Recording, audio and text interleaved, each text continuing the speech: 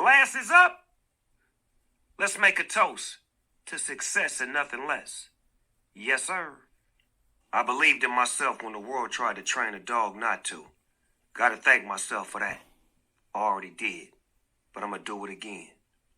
They call me the Doggfather, king of the West Coast, and I was born to defy society. Hey everybody, this is Stuart with Wine on the Dime, and today I have a celebrity wine. It's the Snoop Dogg Cali Red. I was trying to think of an interesting way to kind of hook you into this video, but I wasn't allowed to go by like bling.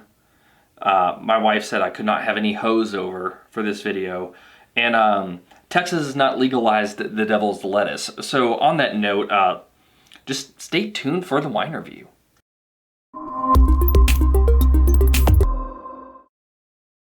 Hey everybody, before I begin today's video, if you like it, maybe share it with your friends, subscribe to the channel, and click that notifications bell so you can be notified when future videos and live streams are posted. So let's go ahead and get started with this wine. This is the 2019 19 Crimes Cali Red. It's a celebrity collaboration with Snoop Dogg. It is 14.1% alcohol by volume, and I paid $11 for it at the greatest grocery store on earth, H-E-B. So let's go ahead and take a look at the color of this wine.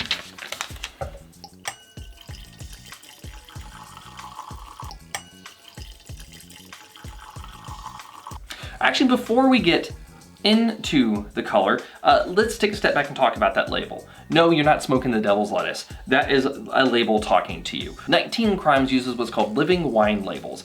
Basically, you download an app on your phone and it uses augmented reality in order to communicate information to you. So normally their bottles have they kind of tell you about what one of the crimes was to get shipped to Australia. This one kind of just characterizes Snoop Dogg's personality a little bit. So this is kind of interesting. I actually think the other one's a little bit more informational, but it's still kind of cool to have Snoop Dogg talk to you through your app. I mean, that's probably the closest I'll ever get to Snoop Dogg. So that's kind of cool in my opinion. Anyway, let's go ahead and actually take a look at the color of the wine now.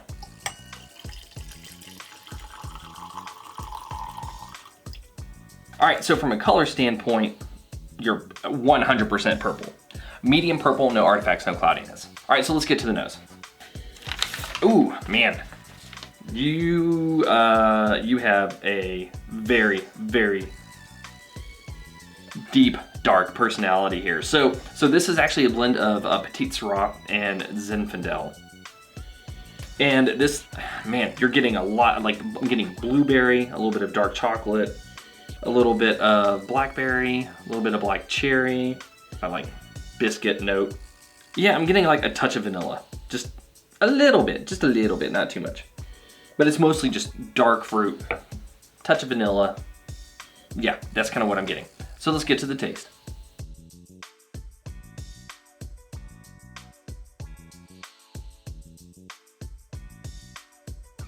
I feel like they've done something to this.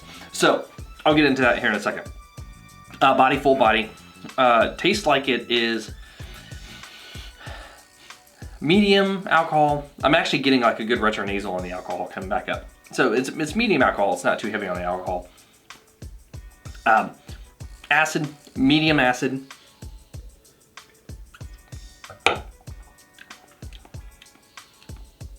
It is jammy. It is off dry. You know, but if this had too much more sugar, I'd probably say this was getting close to medium dry. It's a little bit sweet. It's a little bit sweet, especially sweeter than I thought it would be. But yeah, so the thing that is kind of throwing me off about this wine a little bit is the tannins. This is Petite, Sirah, and Zinfandel.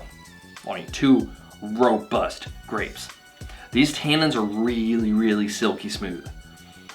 To the point where I'm actually concerned that it was maybe micro-oxidized to kind of give it a drink me now type of personality, because I'll be honest, I don't think that this has enough acid to age very well.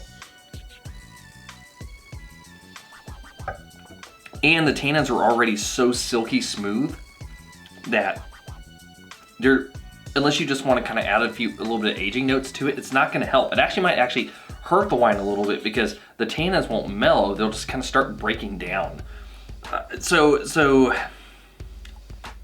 This is a this is literally more like gin and juice. In terms of like it being more like juice. It's a wine that you do not probably want to age. I would say this is a buy now, drink now kind of wine.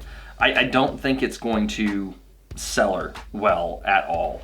But I mean, not all wine is made to cellar well, right? The thing that I would probably pair this with if I was doing food, I mean, it could probably stand up to some barbecue, some pizza, or knowing Snoop Dogg, 3 a.m. munchies. Just crack this open with whatever your poison is and just have at it. Who knows, maybe the herbalness aspect and the kind of skunkiness might actually add a little bit of complexity to this wine. Who knows? All right, so with all that being said, let's go ahead and get to the wine. Balance. You're in balance. I mean, the thing that's weird about this are those tannins.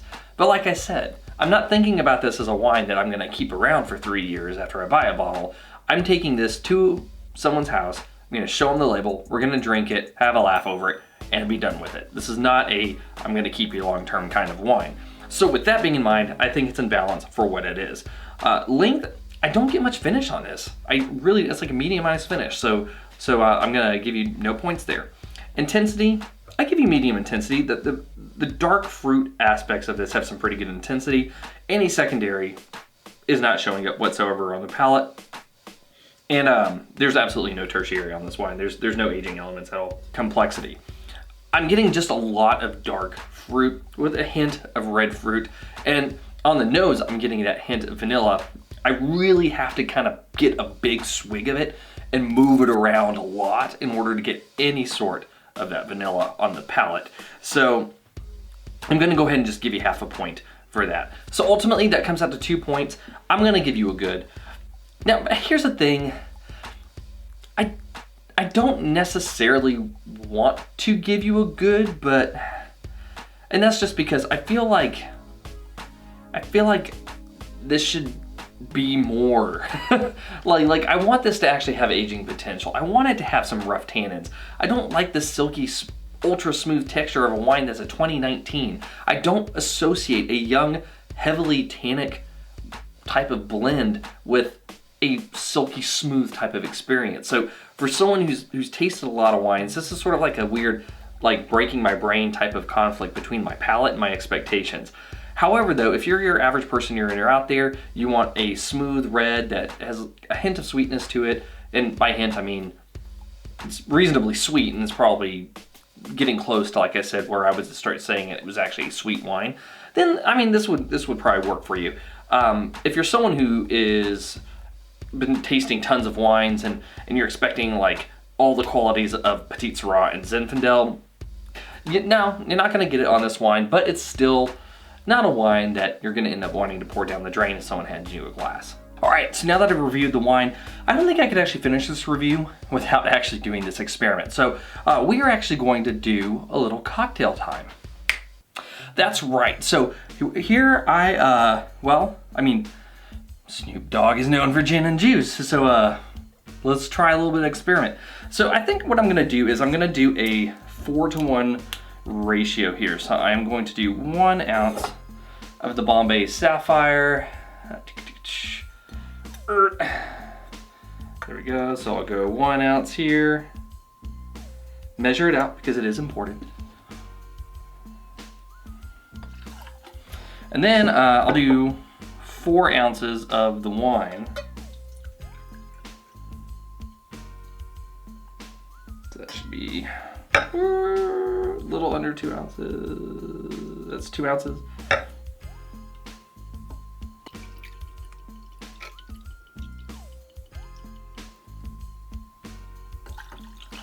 All right, and so that's 4 ounces wine, 1 ounce gin, shake,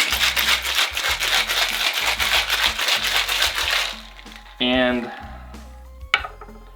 pour. I have no clue if this is gonna work. This could be the nastiest thing I've ever made on the channel, but we'll find out. So this is a 19 Crimes Cali Red Gin and Juice. Let's try it out. Cheers.